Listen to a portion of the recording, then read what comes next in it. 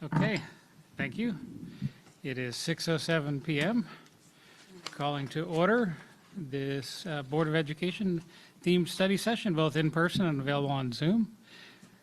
And just a brief reminder, this is a board meeting held in public, not with the public. Audience members are reminded to make any relevant comments during the appropriate public comment periods. No disruption during the meeting is allowed. Thank you.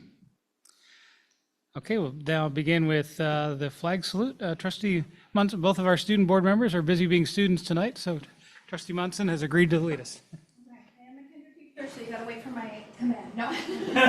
Ready, salute. I pledge allegiance to the flag of the United States of America and to the republic for which it stands, one nation, under God, indivisible, with liberty and justice for all. Thank you. I really enjoyed kindergarten, so it's nice to kind of go back there for a moment. It's been a while. Okay, I'm John Horner, trustee and board president, and we will continue the introductions to my right. Veronica Andrade, trustee. Sarah Northrop Gaddis, trustee.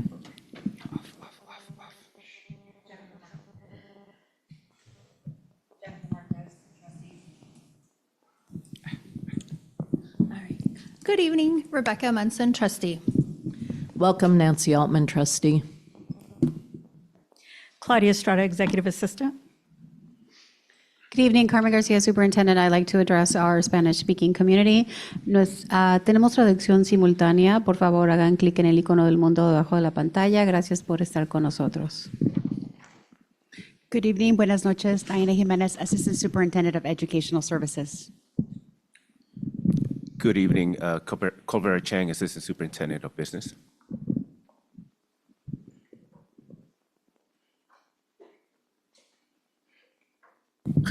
Hello. Ricky Carrillo, Facilities Director.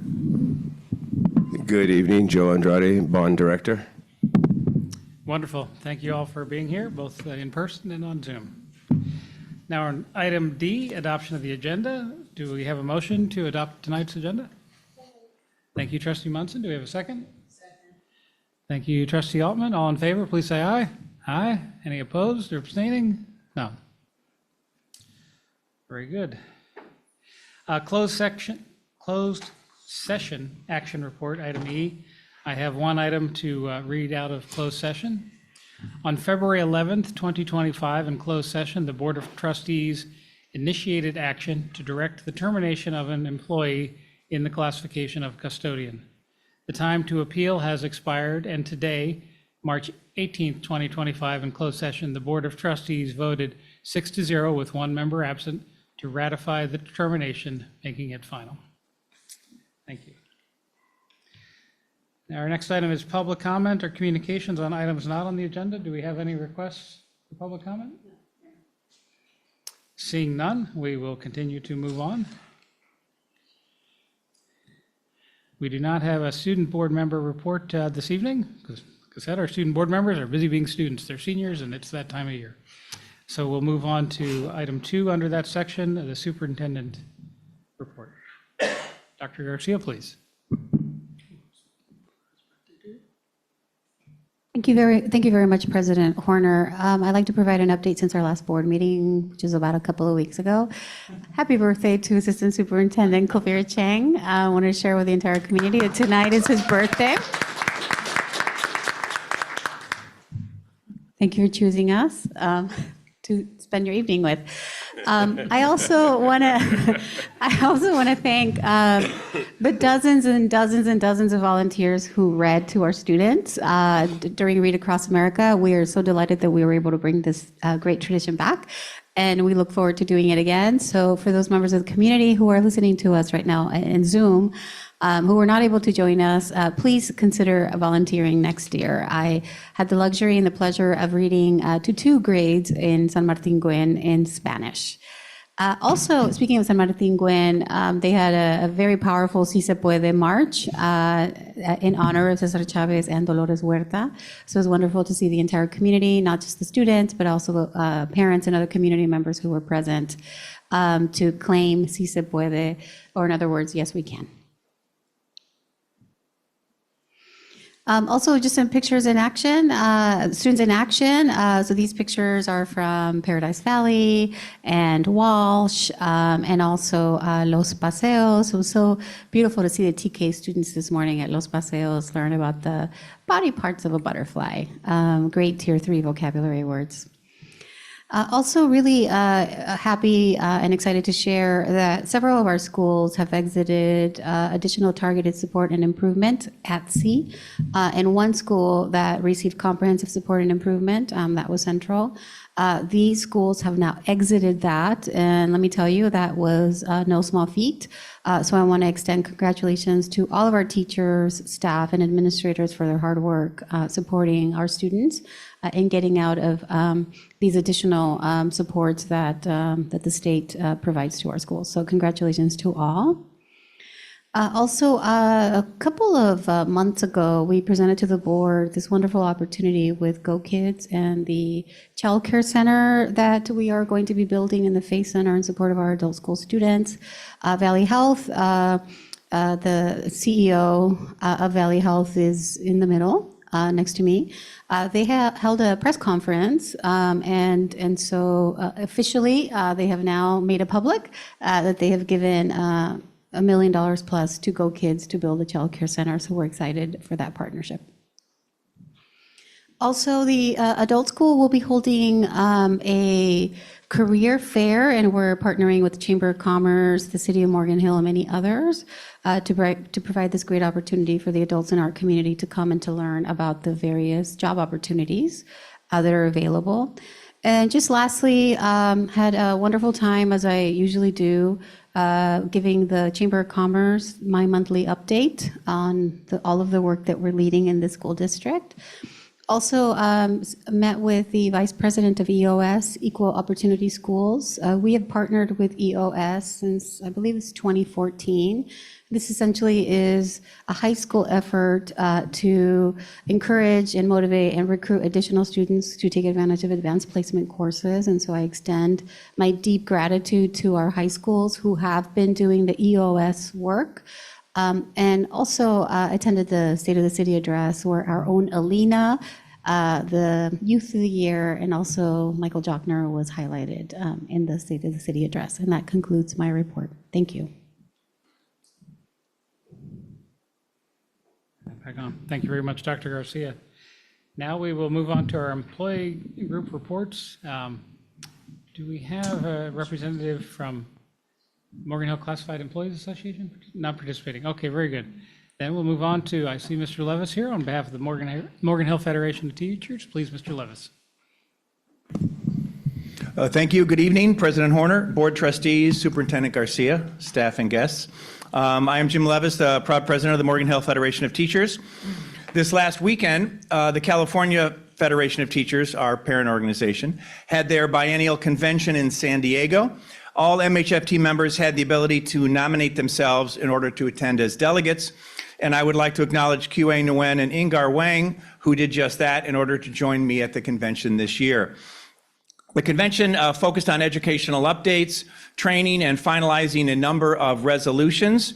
The resolutions included the desires of CFT members to support our special education students, to support ethnic studies programs, create safeguards around working with AI, to not privatize Medicare, Medicaid, or Social Security, as well as to require transparency from private equity corporations. We also expressed our support for reproductive health services, the need for increased pay for all certificated and classified educational professionals in the state, the providing of necessary protections for college and university professors, and a number of other important items. Our own state senator, Dave Cortese, along with Assembly member Al Maritucci, were named CFT Legislators of the Year for their continued commitment to public education and public education employees. The MHFT District Budget Committee is looking forward to meeting with the other labor groups, board representatives, and district fiscal services to take a deep dive into the district's budget on March 28th and April 2nd. We appreciate Assistant Superintendent Chang for arranging the meeting, and we look forward to being provided with the line-by-line budget information prior to the meeting and having our questions answered. Per the MHFT Board Communications Plan, MHFT office staff shared a Google Sheets presentation with all board trustees this morning, focusing on special education, inclusion, and collaboration. We encourage you all to take the opportunity to look over this presentation. There are a number of challenges that we believe you should be aware of. It will also provide you with what members have identified as important successes that they are experiencing this year. Thank you. Thank you, Mr. Levis. Appreciate the written report and the report you gave here. Also, ask of the CFT information, whatever you can, could you forward that on to us as well? Many of us do other advocacy work, that I think we're probably 99.99% aligned on the things you mentioned. So we can amplify together the work we all do on behalf of kids. So thank you. Thank you for that very much. Okay. I don't believe the Morgan Hill Educational Leaders Association is presenting tonight. So we'll move on to the next item, the calendar of upcoming events. I want to let folks know there has been a late addition to that calendar, just uploaded electronically. Our Education Foundation on April 22nd from 5:30 to 8 p.m.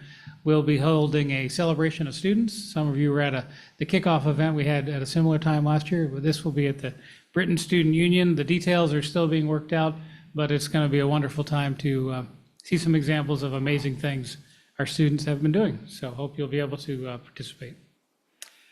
With that said, we will move on to general business. G1, themed study session. Assistant Superintendent Chang, birthday boy?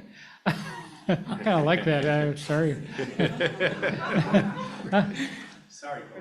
Birthday gentleman? I don't mind being a birthday boy, but sorry, birthday gentle person. Anyhow, please present this item. Oh, and sorry, I know that you have kind of like 3 sections, so maybe you can pick some times, when you'd like to take questions or comments. Kind of leave that up to you, but we won't get through your entire work and then try and remember everything at the end. Is that okay? Yes, perfect. Okay, thank you very much. And thank you, President Horner, and good evening, members of the board and Superintendent Garcia. First of all, I'd like to introduce the team that's going to be presenting tonight. To the left, we have Ricky Carrillo, Mr. Ricky Carrillo, our Director of Maintenance and Grounds. We also have Mr. Joe Andretti, Director of Bonds. And then joining us via Zoom, we have Mr. Ken Reynolds with Schoolwork, who's going to be presenting the demographic and enrollment projection report of this presentation. Next slide, please.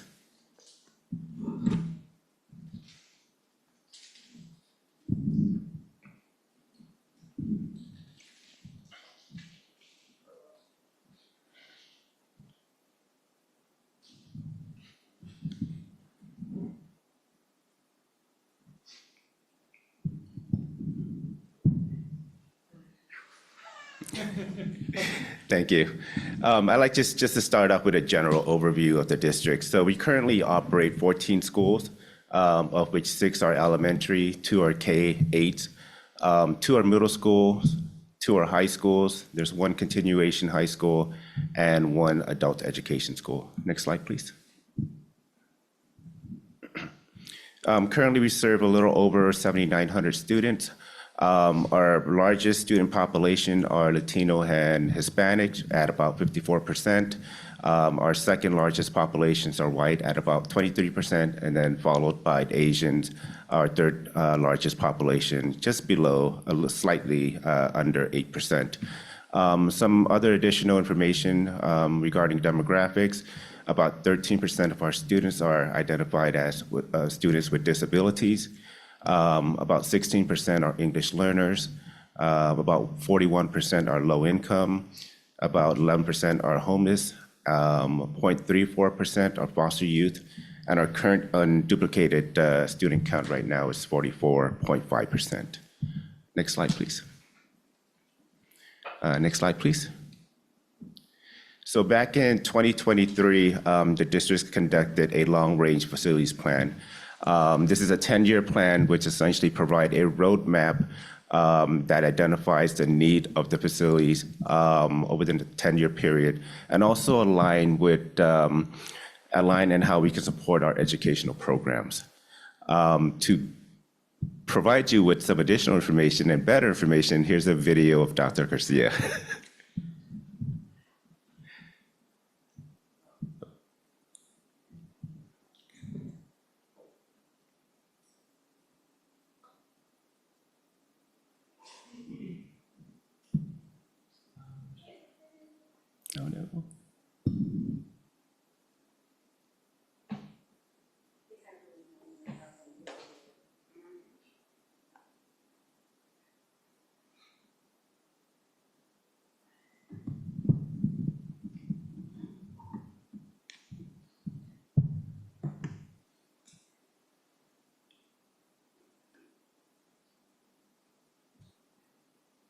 So I guess the, Okay, sorry about that. The video's But it's attached available to on our website. yeah. Okay, so this slide shows a summary of all the property that are currently owned by the district. I'm not going to go through every items, but across the 19 sites, the district owns about $1.5 million square feet of building spaces. Additionally, we own 2 plot of land. The first one is the Borello site. It's 10 acre worth of land and is located up Peach Street. The second plot of land is much smaller, about 0.7 acres, and that's located on West Main and Hill Avenue. That site is called, it's formerly the BTA site that the district purchased. Next slide, please. The district's also in the process of issuing a request for qualification, or an RFQ, for a contractor to help the districts develop and implement a comprehensive energy savings program. As you can see on the timeline here, that RFQ was released yesterday. The timeline for interested firms to submit the proposal will be on April 28th, and we have a target date of sometime in May to be able to bring a recommendation to the board for the board's consideration. Next slide, please. Okay, with that, I'd like to turn it over to our Director of Maintenance in the Ground, Mr. Ricky Carrillo.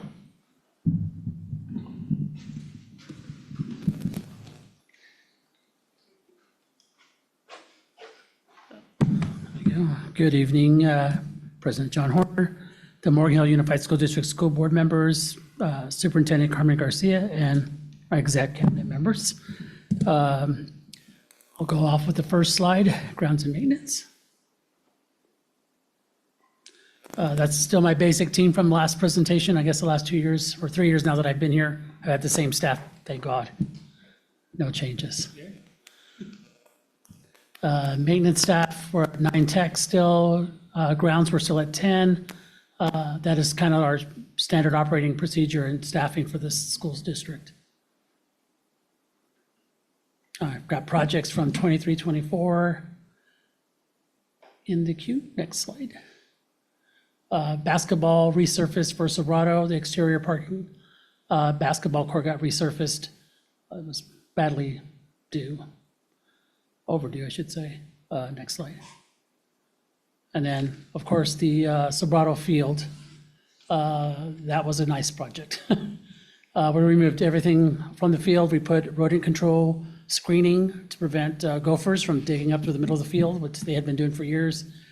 We put rodent control screens and resurfaced that field, so it's all new playing field for sports for Sobrato. Added a new classroom for Jackson Elementary for their 3rd grade class now.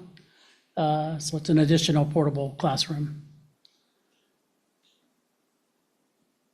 Now miscellaneous projects for 25, 26. Next slide. Oof. That's a lot. Okay, so we're beginning plan design for the new softball and practice field for softball fields at Live Oak. We're in design. I just got the plan issued to me this morning. Reviewing it, I got to make some minor changes, and then we'll go out and get some pricing for that. We've got temporary installation of speakers currently right now. Well, actually, Joe's replacing them on a bigger project with the Sobrato Stadium. We're adding additional crash gates at some of the school sites. We've figured out that there's some sites that look like you couldn't get out in emergency. So we're adding a few more gates at different school sites.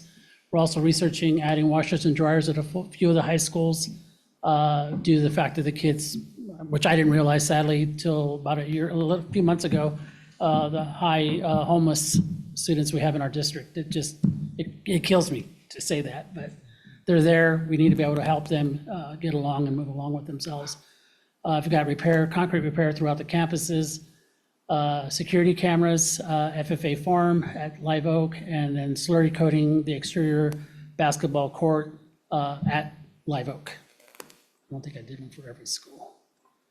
At Los Paseos, we're working on a new soft surface for their playground, converting their playground structure that's currently there into a TK playground. You can do modifications, I found out. I'm learning this as I go as well. that you can take an existing playground and convert it into a TK playground. So I don't have to reinstall a whole new system. I can just add components to it. We're researching into purchasing and installations of new digital sign placements. One vendor, hopefully, with a backup. We haven't standardized who the vendor is yet, but that's my goal, is to standardize vendor so that even if I die tomorrow, you all could buy the same sign and continue with the same vendor installer, hopefully with the best price. We're also looking at plan for some replacement of electrical switchgear at Los Paseos as well. It's outdated, it's as old as the school is, so I have to get that switched over to controllable electrical there.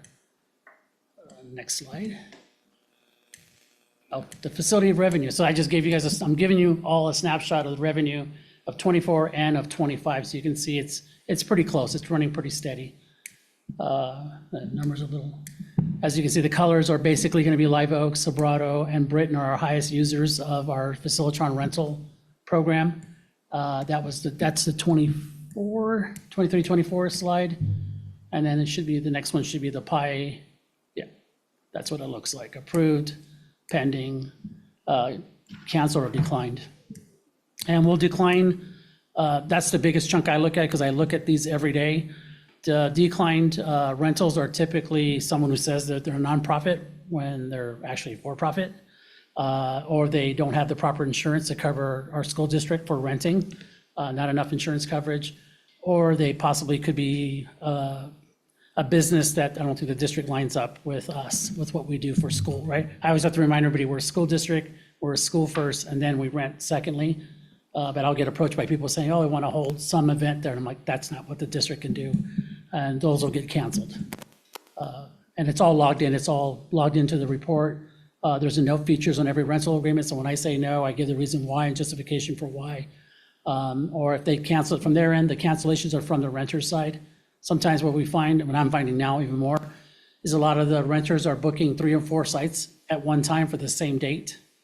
And Facilitron doesn't flag it and saying, hey, this guy's trying to rent 3 or 4 different places. But I go through them, like I said, all the time. So I'll say, oh, that church or this program wants to run the same program on the same day. And they'll wait till the last week, which holds up us being able to rent that space to another customer. So then I'll contact them saying, okay, you need to pick one. You don't get to have all 4. And they usually just pick one. Usually it's our theaters or our NPR rooms. Yeah, pending is really small because I get to those pretty fast. And this is this year's 24-25 calendar. I kind of drew the line on the calendar year. Again, the numbers look the same. I think we're up a couple of $1,000s compared to last year. We can move to the next, the pie shape. You can see decline was even less because I think people are starting to realize that we're paying more attention. Canceled by them is a little more because they're double and triple booking. But we're up as far as income and money generating on that program. But I'd like to make more money if I can. It's just, it's hard because you don't want them using it because they're going to wear it out and then I have to replace the things they break. But at the same time, we have it there where we should be offering it to the public. It's just, we're finding different ways of kind of reaching out and marketing our program here. What's working well? So with Facilitron, which is our rental agreement program, it generates income for the district. It's a good rental and collection tool, which I really love. A lot of the programs that do that, do this business, they don't collect for you. They have it, you have to collect it on your own on the finance side. I look at it like anything I can divert from having to use our staff to do collections, and I don't want to be in that business, let them do the collection. They also tag poor renters or bad renters from other districts in California. So it'll come up when it'll flag their account saying, probably not someone you want to rent to. I can call them, they'll tell me they don't pay. They destroy the sites that they rent from, and then we can make a decision on that. But them being the collectors doesn't put our face out there in the public saying that we're being difficult to work with or we want to collect on them. The rental approval also, they get approval for the site rental is quicker and quicker now as we get the school sites realizing that they actually have a say-so as when their schools get rented. I think they thought it ran from this district office and we were just pushing out, and it's not. It's a partnership between the sites saying, yes, we have that space available. Yes, we want to rent, and then us approving it at the end. We're just the last approver in the queue. What could be better, again, is the consumables not being charged back to the renters when they hire our staff to run their programs. I don't know if it's just a stickler for me, but it bugs me. They hire our coaches, they hire certain people in our schools, and it gives them access to everything, because every teacher has access to every gate, every door in our school sites for every school site individually. And I just think that they should pay for that. And they should pay the district for using our people at that point, not just hiring them directly. The other thing is having custodial staff on site for all rentals and having renters pay for that, for the staff hours. That's something new I pushed this year, trying to get vendors, our renters to do that. Again, I think it's a liability issue for the district to not have someone on site, one, watching what they're doing to us and to our sites. But I also look at it as an emergency situation. We have police, fire rolling to the site. It'd be best if we have one of our own people on site says, yeah, we'll direct traffic for you. We'll tell you what's going on. And then inform us, because there's been stuff that's happened here before where the renters don't tell us. And we find out either through the media or through one of the parents that this happened. So I'm trying to prevent that by having staff on site.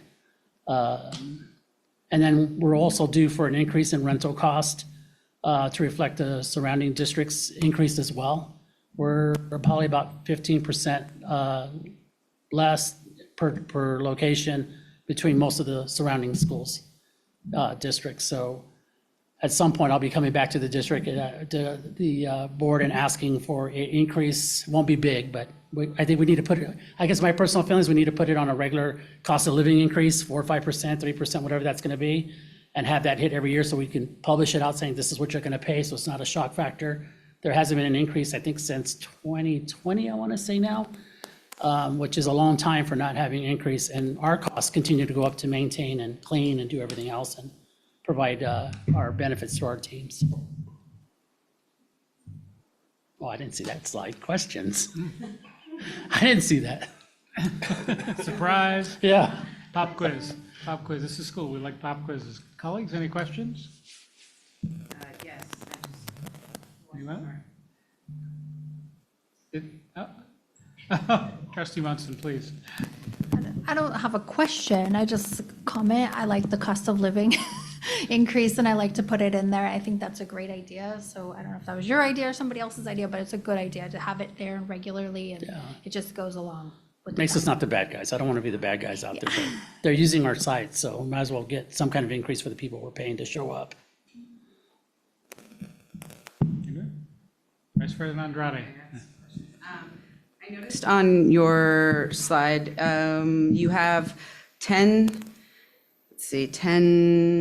grounds. 10 grounds. Right? So how does that work with sites in terms of overlap and sharing? It's a tight schedule. I mean, ideally, in my world, I would rather have 14, one for every school site. For every school site. But it's not how the program's been designed here for this district, so we have 10.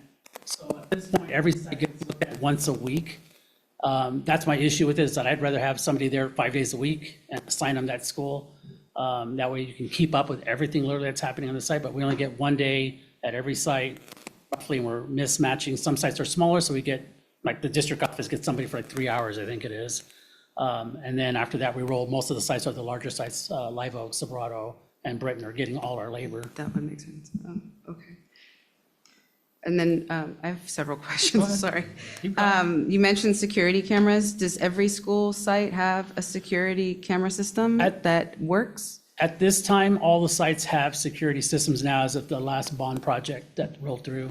The issue now for me is when I look at all the security systems, is we've committed to a newer system, and the one we have now is kind of outdated. So the plan is to continue updating cameras and the system itself, the software and hardware system at all the other schools, which are just basically now the middle schools and high schools.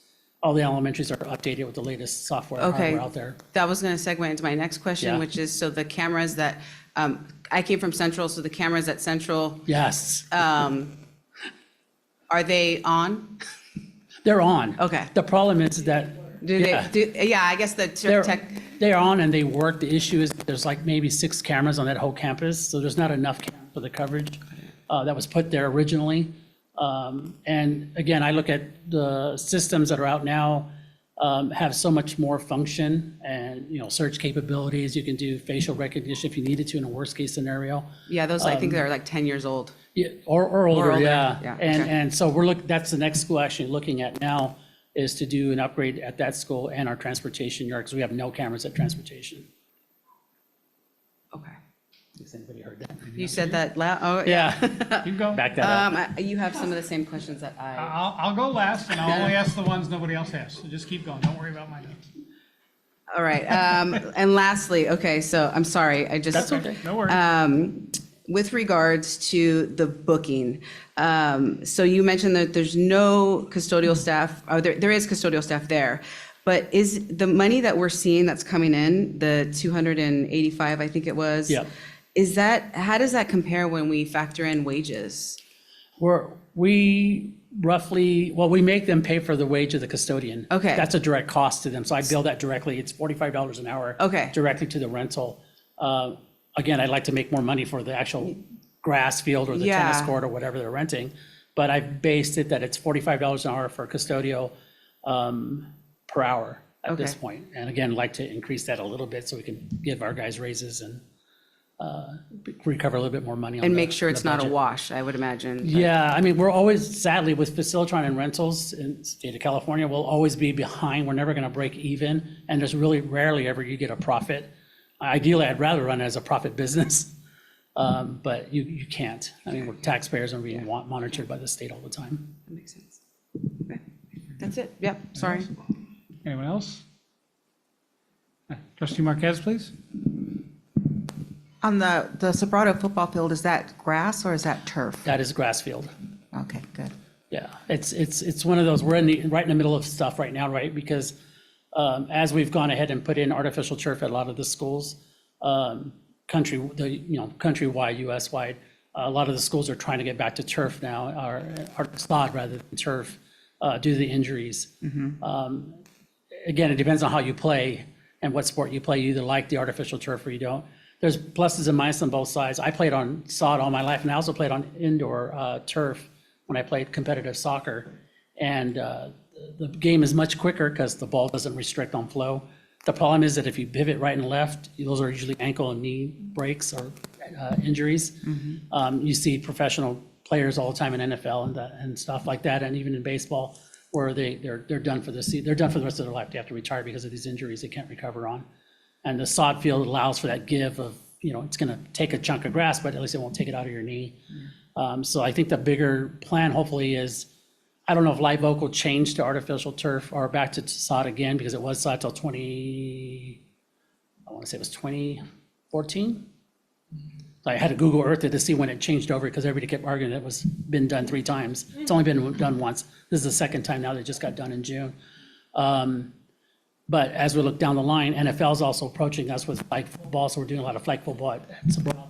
They're offering if we would pay for sod, they would help pay for some of that. So any place I can steal money or get money from legally, I'm gonna partner up and try to get money from them.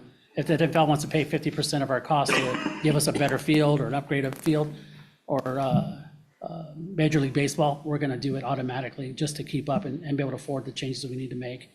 But yeah, that's kind of the direction. Like I said, NFL's going that direction with their fields as well. And just a comment, when I saw the slide and I saw the washer and dryer, I thought, well, what do you need a washer and dryer for? But I appreciate that you have that available for the students that would like to use it. Yeah, it's, like I said, it gives me goosebumps every time I talk about it, but it's Yes. it's a sad thing. I mean, I don't, you don't, sometimes I think we live in a bubble, we don't realize, I know I do now, that I never thought there was even homeless kids in Morgan Hill that attended our school district. And when I see the numbers, I'm like, okay, so as a parent, I'm like, okay, where do they eat? Where do they sleep? Where do they do their laundry? Where do they Right. study? What can I do to help them be better? And I'm thinking, if I can provide a washer and dryer at all the school sites in that sense, give them a place of some dignity, they can wash their clothes, right? Because I always think you can't take all your clothes with you, so you probably have 3 to 5 changes maybe if you're lucky. So at least have it be clean. Well, thank you for doing that, I appreciate Yeah, that. no problem.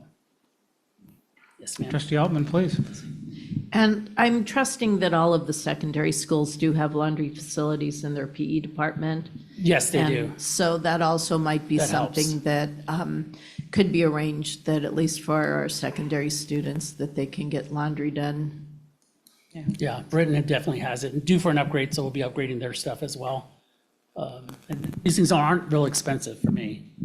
$1,000, $1,200 a washer and dryer, right? I'm like, we can do that and give them something that's going to last us another 5 or 10 years again.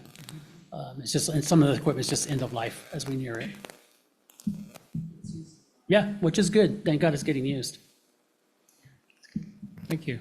All right, I have a few. One, I agree on the washer and dryer thing, and also was at a conversation with a principal from a school way to our north, and what she had done in her, I forget if it was a middle school or high school, had so many homeless students that she created a 0-period self-study gym class so kids could shower.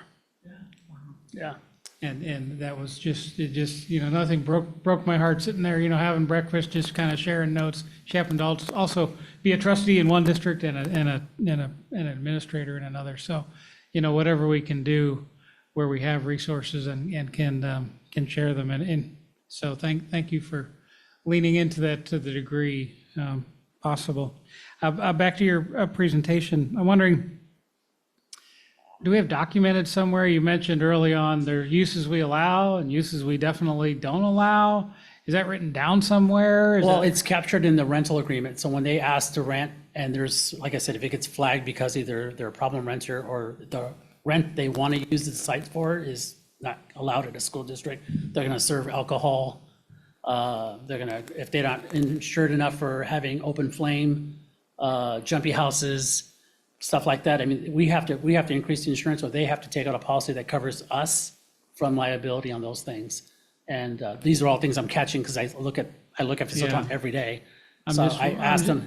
I'm just wondering if we have that documented sufficiently. I think of, there could be. We could probably run all sorts of things, political or otherwise, where fortunately nobody's asked us for that, but we wouldn't want to do it, but I'm sure I could produce it without a problem. Facilitron, because that information stays there forever. So I can, I've found a bunch of things that I can pull reports on that'll tell me how many uses, where it's being used. I'm sure I can pull one saying the denial ones, give me the report for all the denials and all the reasons why, and it'll give me an Excel spreadsheet with all of it, which is really cool. Yeah, I'm just thinking out loud. Yeah. It might be useful actually to have a lit, you could start with what we've said no to and why, but maybe we have, allowed uses, definitely disallowed uses, like you're going to want to have a monster truck rally in the middle of our football field and tear it up. Clearly, everybody would understand no. You like I want to said, have, a neo-Nazi or KKK rally on our football field, can we say no to that? I would hope so, so some. Couldn't, but Well, I don't, geez. it just depends again on what, that's I why I hate was, to even say those things out loud and give anybody ideas, but anyhow, just a comment Yeah. to think about what we do on that. And then you mentioned consumables. You talking like paper towels or what paper are? towels, what are- toilet paper, hand soap, Okay. and, mop. I don't know if people are mops, going to the library and brooms. walking home with all our books or. Yeah, no. It's just custodial supplies and trash bags and everything else. It adds Right. up. Oh, yeah. It adds yeah. up. Understood. And then finally, I'll a ditto to what Trustee Munson said, an annual cost adjustment of whatever is appropriate in all things, that's always a good idea. Yeah. Because organizations everywhere, I don't want to raise my fees. And don't raise your fees for 10 years and go, we're getting killed. We're going to have to raise our fees by 40% just to get back to break even, and then people freak out. So yeah, a little bit every year is Yeah, definitely. even if it's a small amount, just to Yeah. keep it moving along. Thank you. Anything else? Anyone else? Okay. We will move on to the next item. Thank you very much. Thank you. Or the next sub-item. I guess we're on one item.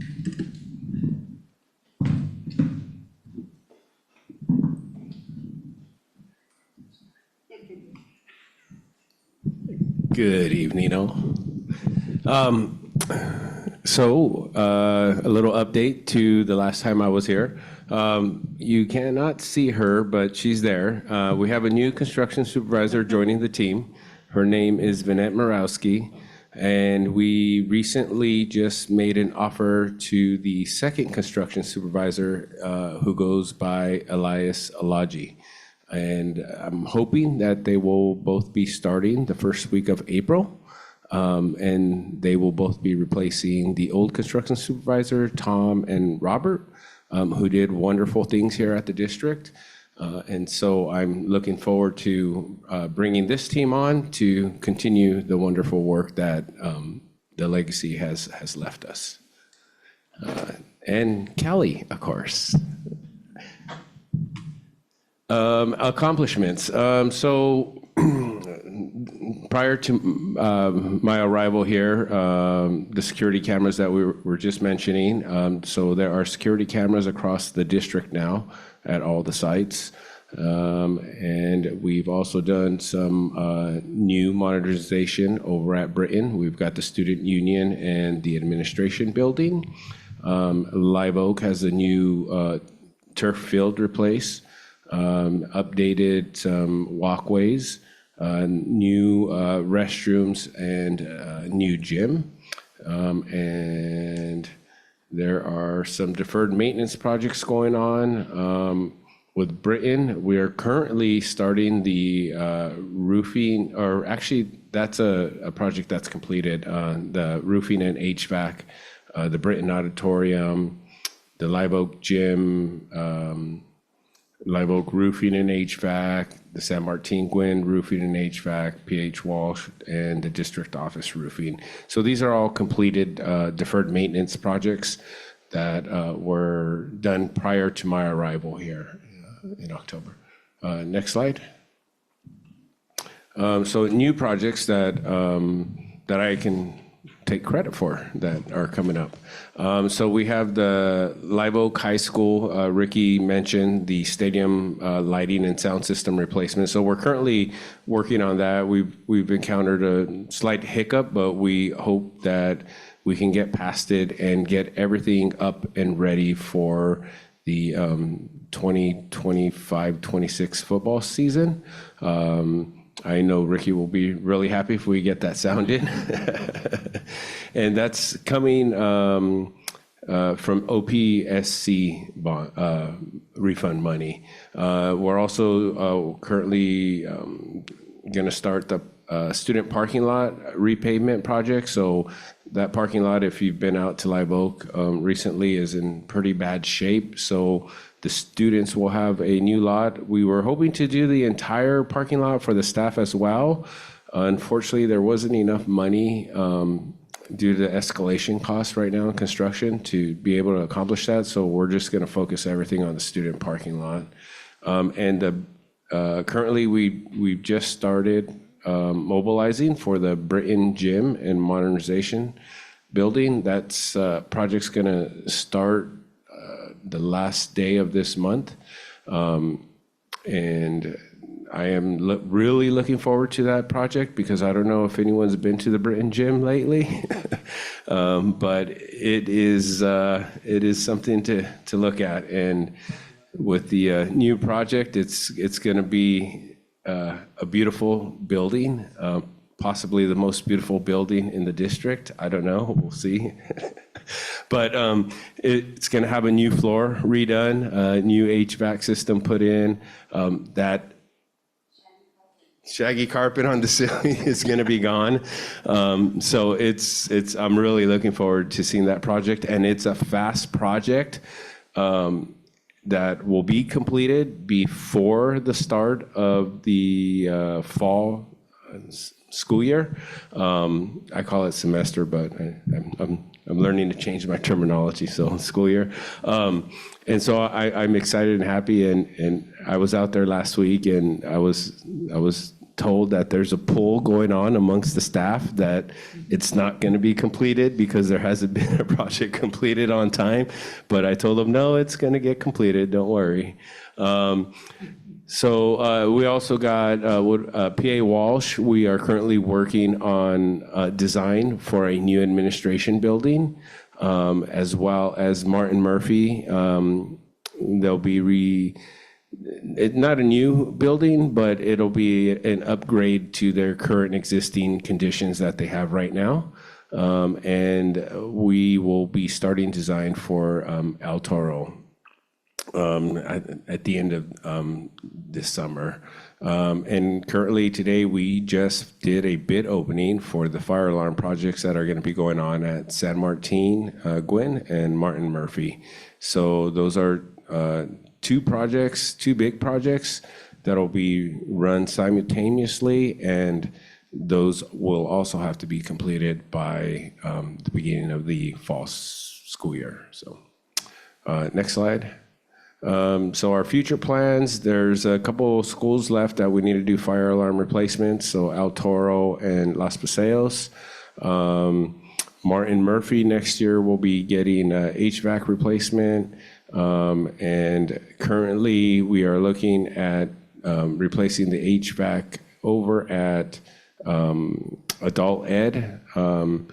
And also, we are closing up the project at Live Oak, the fire alarm project there. So that's currently what we got under construction. Next slide. And any questions? Trustee Munson, please. Thanks for your report. I was just wondering, how are the projects prioritized? The projects were prioritized prior to my arrival, so I am going off a list of the projects that were left for me to go. So they're currently prioritized by funding source, so we're trying to close out the Series B funding, and the Series C, we're like in the middle of Series C right now. But I don't have a matrix that says, if you need this, you need to tell me what project gets priority. Obviously, if it's a fire, life, and safety issue, that would move to the top of the project list.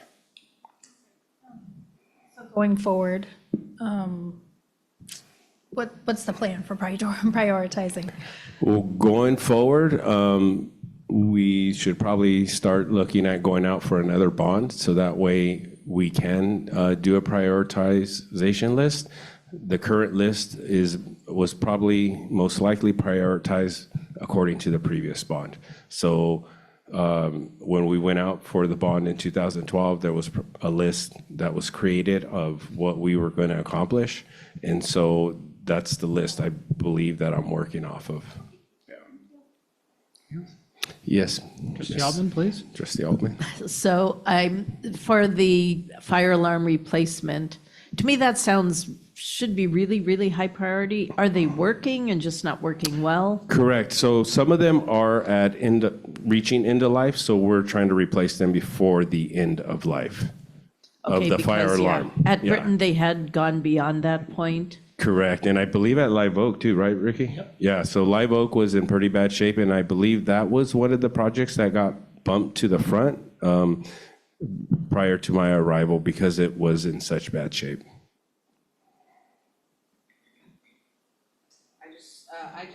Actually, my question is for Jim. What are you betting on, if it's going to be done or not? This is not a dialogue with our audience. I'm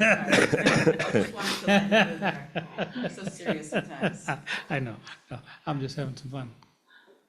Any other hands? Okay. Actually, I did have a question. My question was the Live Oak parking lot. I know you said that the gym was going to be done by the start of the school. Is the parking lot, is that going to be done this summer? The parking lot is a summer project. Yeah, that'll be a fast project also. So that'll definitely be done way before the beginning of the school year. I wanted to ask about the Walsh administration building modernization. So would that be like a whole new admin building or just kind of improving Correct. on? No, that's going to be a whole new building off to the side of the current admin building. Yeah, and then that admin building will get repurposed to work in conjunction with the other admin building. I can't remember, what's the school, what do we call it? The help for the students, the communities? Community school, is that what it is? Yeah, so part of it will be open to the community for, I guess, if they have some community needs, yeah. Oh, great. Do you know where the gravel is, where the bell is? That's where the new building will be. Yeah, and we're designing it in a way so that way, when we do pass the next bond and we do build a new school, that building can stay and be used for facility rentals or for other projects. And it's being designed in a way that if we have to gut the inside, we can gut the inside and remodel it however we need to remodel it without doing any structural to it. So, yeah, looking forward to that one. Thank you. Trustee Marquez?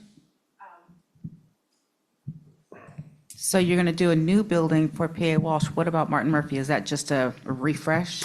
That's just a refresh, correct? Yeah. It has to be a refresh. Otherwise, it would take another year or two to get them anything. So, but the refresh is going to look really, really good. Yeah, it's a little outdated. It is. Thank you. You're welcome. We're also having initial conversations on, and Martin Murphy's band program is quite outstanding and it's growing. And so we're having just literally like step one conversations on ways that we can improve the band room, among other things that we could do to Martin Murphy. Thank you. Thank you for all the work and following up kind of on the prioritization question. I think maybe a future agenda item several months out, maybe as we're coming back from the summer and you're wrapping these projects, it would be very interesting to see of the existing sources of funds, kind of what's left and, what staff's view is of using that small amount of money as we're also preparing. Obviously, much more money is required to do everything we want, but you're kind of batting cleanup on.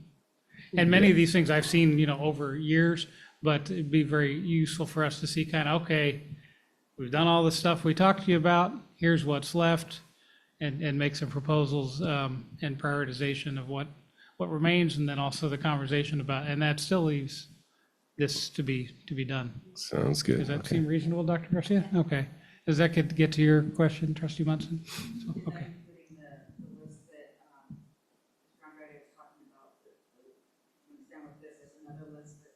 Right. Right. Just like to see that next Yeah, list. I could bring, the remaining projects that are left that we have funding for. Yeah. Okay. All good? Okay, thank you very much. Moving right along. Birthday gentleman. Thank you. At this time, I want to introduce Mr. Ken Reynolds from Schoolworks, and he's going to be presenting the report on the demographic and enrollment projection. Claudia, is he on? Okay, thank you. Yes, I'm here. Great, we hear you loud and clear. Great. Well, good evening. And we've just finished updating our demographics report. So we're going to show you the overall results and talk about, again, some of the additional items we've been studying to help out with understanding where the enrollment's heading and what little control we have over that. So the next slide, again, just talks about the methodology that we go through. It's all in a computerized mapping system, and we're looking at enrollment trends, we're looking at birth data, and we're looking at all the various housing projects, the new activity through the new developments. And we use all of that to generate our projections. So on the next slide, it's just a reminder of the mapping of the district, right? Shows the total area that your school district represents, and all those red dots represent students that were attending your schools this year. And so it sort of gives you a good reference of where the populations are throughout the district. Then our next slide, we start diving into the birth data. The blue line on this running across the top is the number of births that have been happening each year. And if you look at it pretty basically, right? We average about 700 births per year in the zip codes for Morgan Hill. So some years are a little larger and some years are a little smaller, but on average, right, we've been pretty stable except for some of those peaks and valleys we've seen. And so as we compare that to what's happening at the state level, the state number of births per year statewide has dropped about 30% over the last 15 years. And so we can see that, we're bucking that trend and have a pretty stable rate. Now, what we're comparing that number of births to is our kindergarten students. So those blue bars represents the number of students that showed up 5 years after those births occurred. And so again, our number of kindergarten students has been pretty stable, maybe just a slight decline. And then those yellow bars with those red caps on top represent our projections for the next 4 years, right? Because those children have already been born. So we're anticipating our incoming students. And then those red caps on those yellow bars are just illustrating what the impact of all the new housing developments are. And so again, they have an impact, but you can see it's relatively small in comparison to, the number of existing homes that are generating students in our schools. And so again, those numbers are showing relatively stable. We are expecting a peak in the 2027, the fall of 2027. There were some extra births that year, and so we'll have a larger kindergarten class that year. Then on the next slide, we're focusing on the same type of data, but for our 4-year-olds, the TK classes. And so we can see, right, again, there's a lot fewer students that have been attending TK because only 3 months of those births were eligible to attend. But over the last couple of years, that program has been expanding, and it reaches to be able to have all 4-year-olds attend starting this fall in 2025. And so those yellow bars are representing, once all 4-year-olds are eligible, how many we anticipate. And it is a smaller number than the number that we get in our kindergarten classes. We're seeing that peak year now in 2026 for our TK classes. And again, we're going to have to monitor these numbers over time. Again, the TK program is still relatively new as it's been expanding. And so we may get better participation in the future. But again, we are competing with historically, right, the preschool programs in our communities. And also we're competing with, is my 4-year-old actually ready for a formal school environment? So yeah, I think that will slowly grow over time. But again, that's still going to pan out as we monitor it. Then the next slide, this is where we illustrate what happens to our population over time. So the blue boxes represent how many students we started each class with, and the green bars are representative of our enrollment this school year by grade level. And so when we compare the blue boxes to those green bars, it shows, are we retaining our students? Are we losing students over time? Or are we gaining students over time? And so we can see that in general, the numbers are very comparable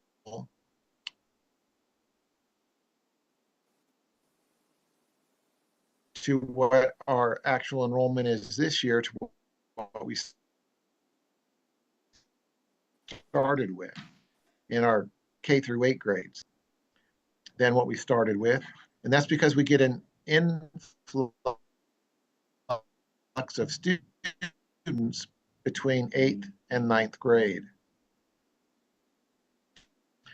And so those are students that would typically probably be in a private school or a charter.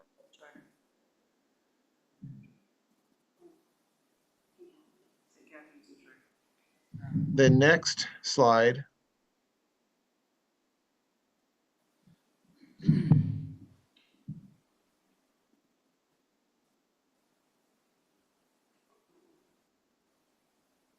Start over.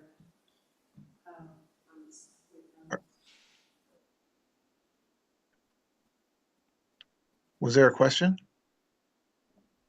No, just technical difficulties. Please carry on. Okay. Again, this is the numbers behind the slide we just saw. It sort of shows what our historic cohorts are. When we look at the bottom line, we can see over the last 4 years, right, we've seen some overall declines in our enrollment.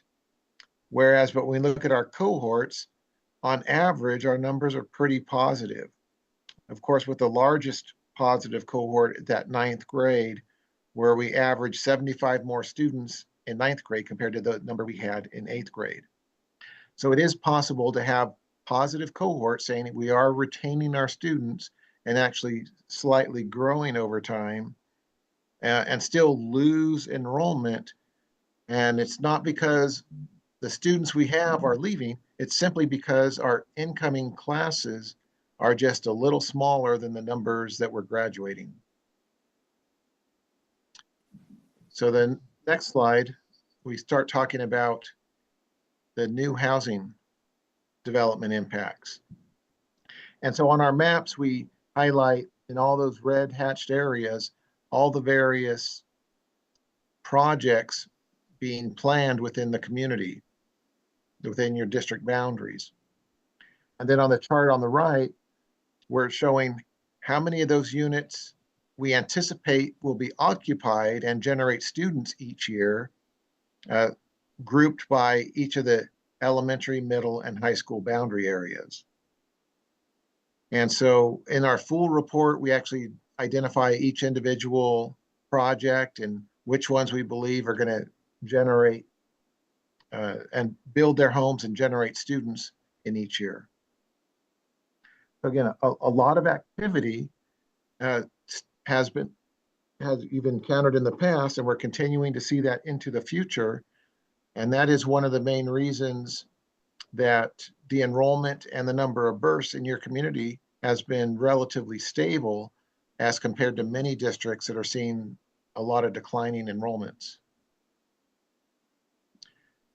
Then I think on our next slide, we actually will show the overall results of our analysis.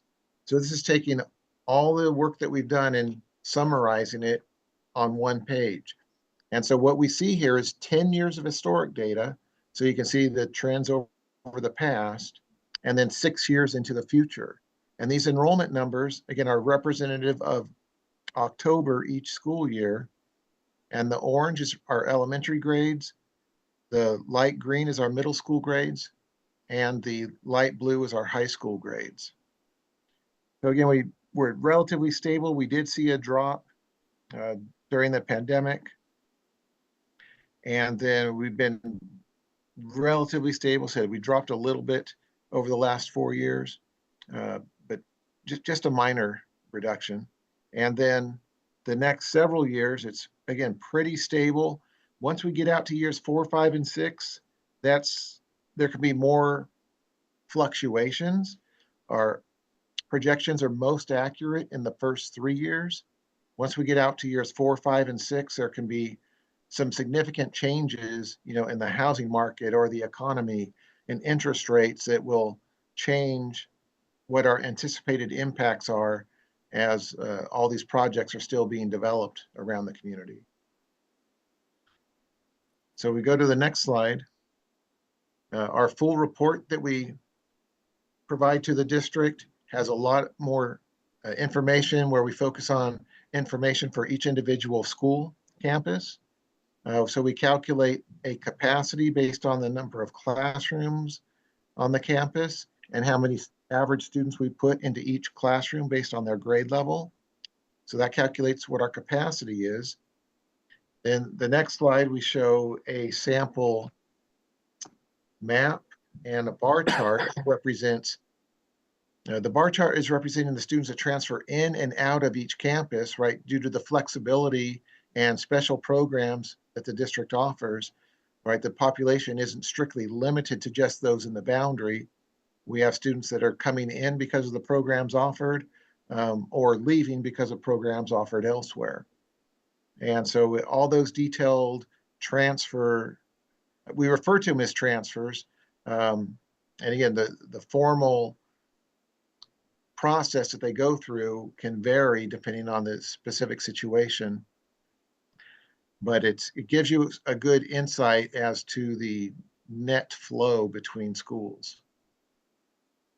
Then the next slide illustrates the enrollment projection that we do. And again, what we're illustrating here, that blue represents the school boundary. The red is representing the school's enrollment. And then that black line is representing that classroom capacity calculation that we did. So at Nordstrom, and the reason I use this as our sample is it's illustrating one, there's more students enrolled than live in their boundary. So a lot of transfers in. And it's also showing that we do have some growth occurring in Nordstrom. And a lot of that is because of the development that's continuing to impact that neighborhood. And so as that boundary area grows, if we continue bringing in the same number of transfers, we're showing they would be overcrowded. And the reality is, as that boundary grows, we're just going to have fewer spaces to allow the students that are transferring in. But the way our model works is we assume that the transfer rate remains stable, so we understand what the demand or the desire is, right, for the housing on each of our school sites. Then our next page will show the overall attendance matrix. Again, it's probably too small for anyone to read here, but again, we're able to show you the number of students that come in from outside the district across that top line. And then all the other lines are students that are enrolled in your schools. And it's just showing you a comparison of what boundary they live in compared to which school they attend. So a lot of movement, which is great because the parents have a lot of choices and you have a lot of great programs. Then the next slide I'd like to use to illustrate two items.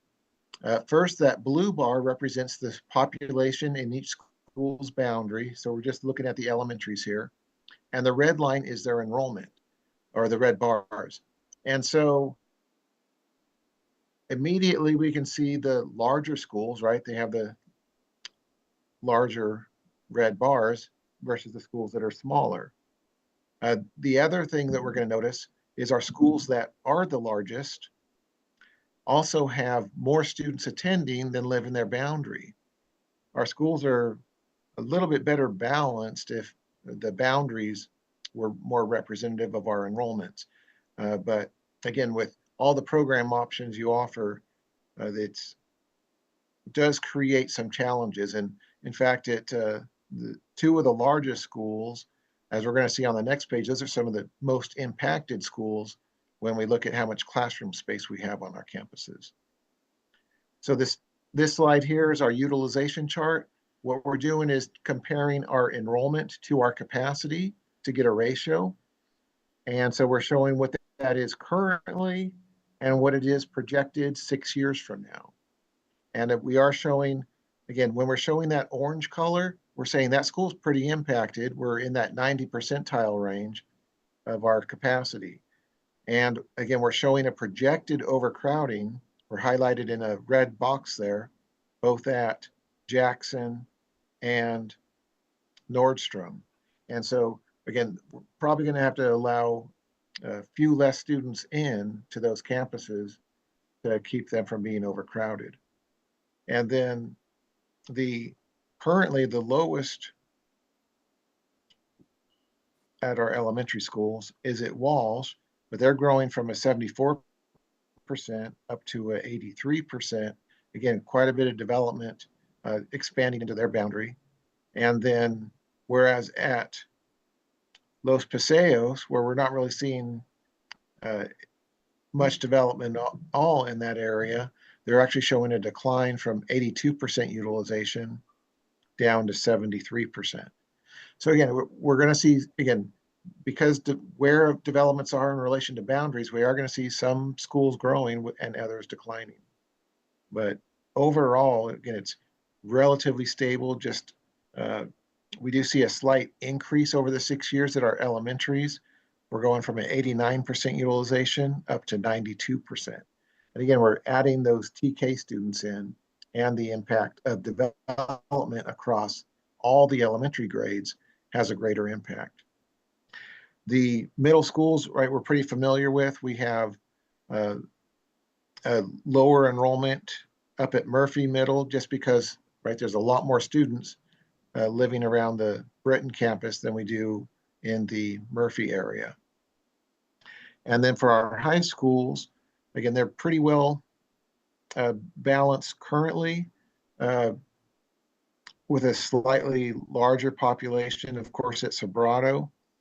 But Sobrato's projection is staying stable, and whereas at Live Oak, we're anticipating a bit of a decline. And so if that decline comes to fruition, we may want to consider a slight adjustment for those boundaries to give a little bit of relief for Sobrato, and while keeping Live Oak better utilized. And I think that's about it. Yeah, I did have some items to watch. Again, things can always change when we're talking projections. So we definitely have to watch what the market conditions are for a development activity taking place in the community. And again, I mentioned earlier, we're going to want to watch the TK enrollment. If that program becomes more popular and we see more students, that's going to have an impact at our elementary sites. And again, for overcrowded schools, we do have some impacts in certain areas and at certain school programs. And so those students that we don't have space for will have to go to the neighboring schools. So some of the projections at the other schools, if we're capping the enrollment, at a school like Nordstrom and Jackson, will cause some of our other campuses to have slightly higher enrollments than what we've shown in the projections. And with that, I'd love to be able to turn it over to answer any questions you might have. Oh, yeah, this last slide was just showing our accuracy. We had projected the district would have 7,844 students this year, and it came in at 7,811. So we were off by 33. And so this chart just shows you where the variances were by campus and by grade level. Yeah, so the 7811 is from October. It's the census, the CalPATS date. As of now, we have 7,915. So you weren't wrong, you were just off on your Good time. growth during the school year. Very good. Any questions? No, well, I just wanted to recap. Vice President Roddy, please. Just to. Is that on? There we go. So just to recap, you were saying schools like Nordstrom and Jackson are going to continue to grow with enrollment, and schools like Walsh are going to continue to shrink based on the housing developments currently that are being plotted, constructed in Morgan Hill. Is that accurate to say? No, we had shown Walsh will be growing because there is development in the Walsh boundary also. Okay. I misheard. Thank you. I think the only one we were showing with a decline was Los Paseos. Thank you. I'll ask a question while anyone else see if they have anything they want to add. I think we had this conversation a year ago, the last time you presented. Thank you. The development that's going on now in Morgan Hill, there's, broadly 3 different kinds that are very different. One, of course, senior-only housing. I assume we don't look at that because children aren't allowed to live there, right? Correct. Okay, and then there's kind of the typical market rate suburban homes, townhomes, whether they're mostly for sale in Morgan Hill, a little bit of rental, but I believe have kind of a different number of children per household and particularly children attending public school per household than something that we're just seeing now. I think of Royal Oak and a few of the other large subsidized housing properties. It's been interesting visiting them. All of these properties have young children because the qualification to get in, is affected by income and family size. So when I visited some of these places, like, well, yeah, you can get this for $1,400 a month if there's 4 people living there. So it's often 2 adults and 2 children, many of whom are very little. So I don't, but, then some of them still, like a new project where 70 units went in, all with kids in it, and I think it yielded us 6 or 7 students this year. But then, well, many of them are newborns. So do you try to analyze those situations different from Dividend Homes, builds another 20 places that are $2 million plus each, and they have 1.1 kids and they go to private school versus, so it seems like different kinds of developments have different effects on our likely number of students. Do you try and look at that, or it's just too complicated to do that one project at a time? No, for your district, we actually do dive into the detail of what the market demographic is for each individual housing project. And so we assign a yield rate broken down by how many elementary, middle, and high school students we anticipate out of each different type of project. Okay, great. So you are distinguishing by flavor, if you will. Thank you. Yes. That's very, very helpful. That's my only question. I think Trustee Altman's reaching for the mic. Mine is an observation. So on the new housing construction for Los Paseos, the total is 0. For Murphy, the total is 1,375, which means all of that development is going to be in Morgan Hill, which means we're going to live what we lived through last year with parents wanting their kids to go to Britain, and that's going to cap out soon. So observation and concern. It's certainly fair to observe that South San Jose, where Murphy and Los Paseos are, there's not a lot of construction going on there. Or maybe Trustee Munson can say, since she lives it, she can look around. There's far more available land as you come further south, and with the state having removed what growth control the city limits had previously, that land is getting built on quickly. 20 years from now, it'll all be full, and who knows what'll happen then. I think that's a fair observation. And yeah, Murphy's attendance zone is much bigger than Los Paseos because it stretches south. Other questions or comments? Oh, Trustee Altman, please. Staying in that same vein, with the growth of Sobrato being projected over the 6 years as, well, even we can just start right away. Year 1, 501 more students in the Sobrato attendance area, 0 in Live Oak.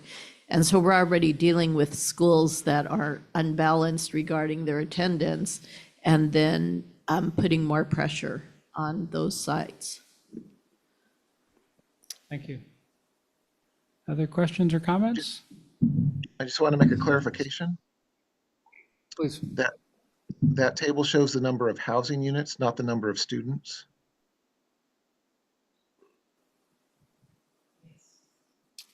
Housing units, very good. Okay. Noted, Slide thank you. 38 you're talking about?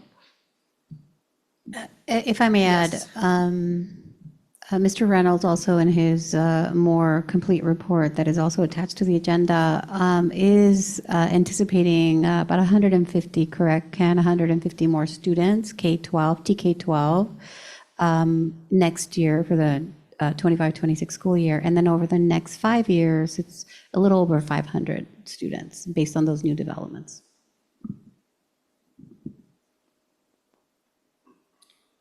I think then the summary is watch this space. Seeing no last words, thank you very much. I appreciate your always diligent and surprisingly accurate given all the variables work. Thank you very much. Mr. Chang, anything else from you?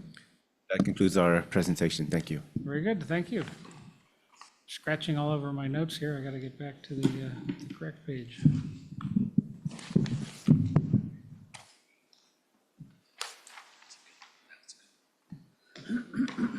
Okay, we're now on item H, board member reports. We've pursuant to the discussion we had at our recent board retreat, moved this item down. Do any board members have activity from the last board meeting that they'd like to report? Seeing some. Did you have something? Huh? I go last. You go. Trustee Northrop Gaddis, please. I went with President Horner and Superintendent Garcia to the site visits to Walsh in Paradise. And it was great to see Paradise. The remodel looks beautiful. It's a beautiful campus. And Principal Andrade, I was charmed by her. Then I have 2 students at Walsh, so that site is very familiar to me. But I did notice as we were walking through that a lot of, I think you guys noticed too, that there was paint peeling and stuff. So I think Walsh could definitely use a little spit shine, yeah, along with the admin building. But yeah, overall, it was a great site visit to both sites. Thank you. Yeah, the contrast was quite noticeable. Anyone else? Vice President Andrade, please. Attended the Si Se Puede March at SMG, and I was just totally moved, blown away by all the amazing work that the staff does there, and just to see the kids and the excitement was really emotional for me. So they're just doing amazing things there. I thought it was great, and to have Cesar Chavez's daughter, granddaughter there and his great grandchildren. Yes, yeah, that was really just something. So, Thank you very much. I'll make a brief report then. I was on both of those school visits. That was amazing, and it's fun going to schools with alumni of said campuses. These 2, kind of neat walking around. That was my 4th grade classroom. So that was a very personal thing I enjoyed about that, but just amazing things going on there. I also went to the Board of Supervisors. Board President Otto Lee gave his annual State of the County presentation and report and celebration. There was maybe 600 people there. Got there early enough to be in the in-person room, not the overflow room, but they started off with some amazing local performances. A reading by the poet laureate. Our county has a poet laureate. I wish I could remember everything he said, but he introduced himself by saying, "This is what an undocumented person looks like." So I was quite amazed by the bravery to stand up and say that. It was quite an event, and much of the county, the meat of the discussion was trying to adapt to known and unknown changes coming down from the federal government. Our county government has a huge footprint in healthcare, running hospitals and whatnot, and threats to Medicare and Medicaid funding both could have really dramatic impacts on their ability to provide services. They're in the process actually of acquiring regional medical centers. Many communities have lost hospitals. Santa Clara County hasn't, because the county government has so far been able to step in. That's why there's still St. Louis Hospital in Gilroy. That's why there's DePaul Medical Center in Morgan Hill, here very close to home. Those had first a nonprofit owner, Catholic Charities, that went bust. Then they went to a for-profit company that couldn't make it work, and eventually the county took it on to maintain critical medical services here in South County. And they did the same in Los Gatos, and they're doing the same in regional medical. But the capacity to do that, these are very fundamental services, and it's the old model of, they bill if they can, but, if you're deathly ill and you show up, you're going to get taken care of because that's their job. So that was a lot of, what the county presentation and discussion was about, doing the best we can in a time of many unknowns as far as how that's all going to be paid for. But I was glad to get to be there. So that concludes my report. Any other board reports? Trustee Marquez, please. I attended Los Paseos for the Read Across America and read to the 2nd grade class. They were so cute and so engrossed and asked a lot of questions, and it was wonderful. So yes, like Dr. Garcia said, if you have the opportunity next time, you should do it because it's a good feeling. Yeah, and many of our sites have other opportunities to come in and read or otherwise volunteer if you get a hold of them. Trustee Altman, are you reaching for your mic? I'll kind of piggyback on yours, President Horner.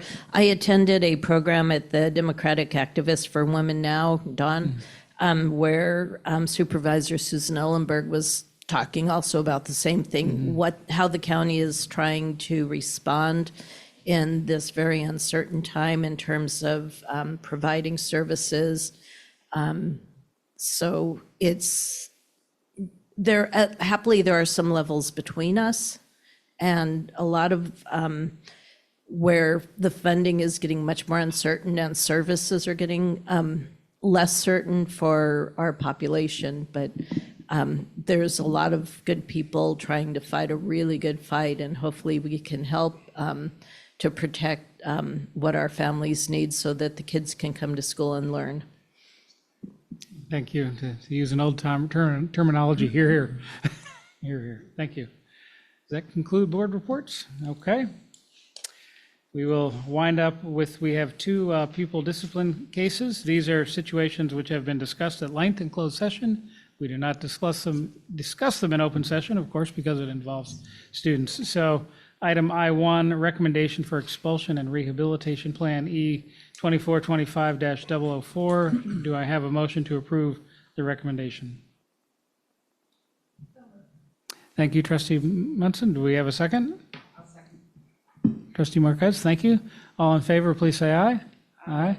Any opposed or abstaining? Seeing none, that passes 6-0 with one member absent. Okay, item I2, the recommendation for expulsion and rehabilitation plan E2425-005. Do I have a motion to approve that recommendation?